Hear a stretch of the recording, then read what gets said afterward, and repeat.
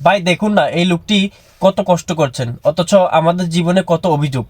আমাদের জীবনে এত সুখ শান্তি পেয়েও আমরা এত হাত পা আছে, আমরা সবকিছু আছে, তারপরে আল্লাহর কাছে আমরা শুকরিয়া আদায় করি না। অথচ এই লোকটি দেখুন কত কষ্ট করছে, জীবনটা কিভাবে লাইফ লিড করতেছে, আপনারা না দেখলে বুঝবেন না। ভিডিওটি সম্পূর্ণ দেখে বুঝুন যে নিজের প্রতি একটা আস্থা রাখুন এবং আল্লাহর প্রতি অবশ্যই শুকরিয়া আদায় করুন। কেননা এই আল্লাহ আপনাকে ভালো রাখছে বিদায় আপনি সুন্দরভাবে চলতে পারতেছেন, খাইতে পারতেছেন, হাঁটতে পারতেছেন। আর যদি তিনি যদি সুস্থ না রাখতেন, তাহলে ওনার মতো হয়তো আমাদেরকে হতে হতো।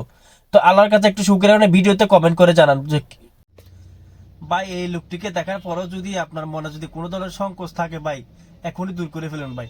আমরা তো মানুষ ভাই। এই লোকটাই দেখুন দুইটি পা নাই, তারপরে লোকটি কিভাবে চলাফেরা করতেছে, তারপরেও তো সে কোনো অসুক্রিয়া জানাচ্ছে না। অথচ আমাদের সবকিছু ঠিক আছে, চোখ কান নাক কান সবকিছু ঠিক আছে ভাই, তারপর আমরা আলহামদুলিল্লাহ লিখতে অনেক কষ্ট হয়ে যায়, আলহামদুলিল্লাহ বলতে অনেক কষ্ট হয়ে যায়। যদি